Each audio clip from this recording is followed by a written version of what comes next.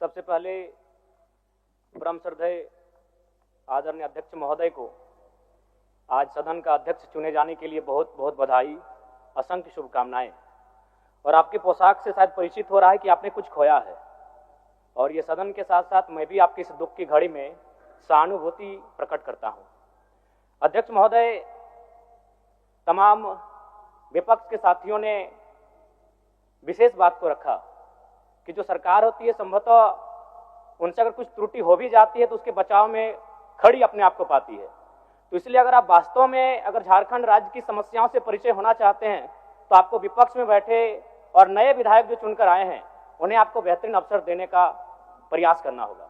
अध्यक्ष महोदय, अगर आपकी व्यक्तिगत बात कही जाए तो आपकी कुशलता की, आपकी योग्यता की, आपकी निपुणता की पूरा राज्य प्रशंसा करता है, लेकिन हमें लगता है कि अपने व्यक्तिगत विषयों से हटकर हमें आज राज्य के जो ज्वलंत मुद्दे हैं उन पर भी अपने ध्यान आकृष्ट करने की आवश्यकता है। अध्यक्ष महोदय, मैं झारखंड लोकतांत्रिक क्रांतिकारी मोर्चा अपने पूरे संगठन की ओर से आपको बधाई देता हूं और आपसे विशेष मांग करता हूं, चूंकि मैं जिन परिस्थितियों से यहाँ से चुनकर आया हूं, कहीं ना कहीं राज्य के शोषित वंचित लोगों की एक बहुत बड़ी अपेक्षाएं हैं।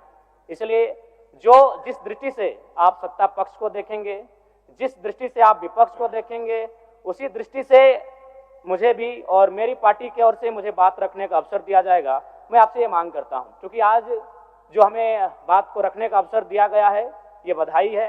मैं आपको पुनः बधाई देने के साथ साथ बस मैं ये कहना चाहूँगा, चूँकि मैं एक छात्र के नाते इस विधानसभा में आया हूँ, छात्र की गलियों से, छात्र आंदोलन से मैं पहचान बनाकर आया हूँ, और मैं आपके माध्यम से सरकार तक ये संदेश देना चाहूँगा। अभी सीरियल के मामले को लेकर झारखंड के लाखों अभ्यर्थी सड़कों पर हैं। आप सदन से बाहर एक बार उनसे मिले, वो आपके ही बच्चे हैं, इस राज्य के बच्चे हैं, और आप उनको संतुष्ट करें, आप उनसे मिलें, उनसे बातचीत करें और इस समस्या का निदान करने का प्रयास करें।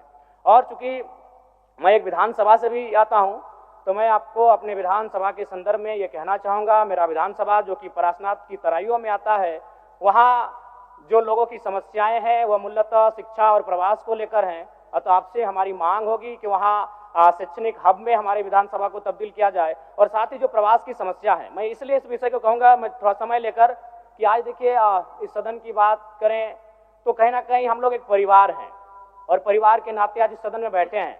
लेकिन मैं जिस विधानसभा क्षेत्र से आता हूं उसके आसपास के विधानसभा क्षेत्रों की एक घटना है, अभी कैमरून में 45 मजदूर फंसे हैं। तो मैं सदन बधाई के बीच में आपका ध्यान आकृष्ट करना चाहूँगा, ये गंभीर विषय है, और वे रोते रोते टेलीफोन किए हुए थे कि उनको पानी की केवल पानी पीकर वो कई दिनों से अपना दिनचर्या को काट रहे हैं। तो मैं आपसे चाहूँगा कि इस विषय को गंभीरतापूर्वक लें और उस दिशा में आगे बढ़ें, और इस राज्य का 24 वर्षों का ये राज्य, उस राज्य को हम लोग आगे कैसे लेकर जाएं, हमारी क्या भूमिका होगी, उसमें सदैव आपके साथ खड़े हैं। पुनः आपसे यही कहेंगे कि हमें समान अवसर दिया जाएगा अपनी बातों को रखने का। बड़ी उम्मीदों के साथ हम लोग यहाँ तक आए हैं। पुनः आपको माननीय अध्यक्ष चुने जाने पर बहुत बहुत बधाई, बहुत बहुत शुभकामनाएं, और साथ ही साथ आपने जो शायद अपने पिता को खोया है, पुनः उसके प्रति हम ढांढस, शोक, संवेदना व्यक्त करते हैं।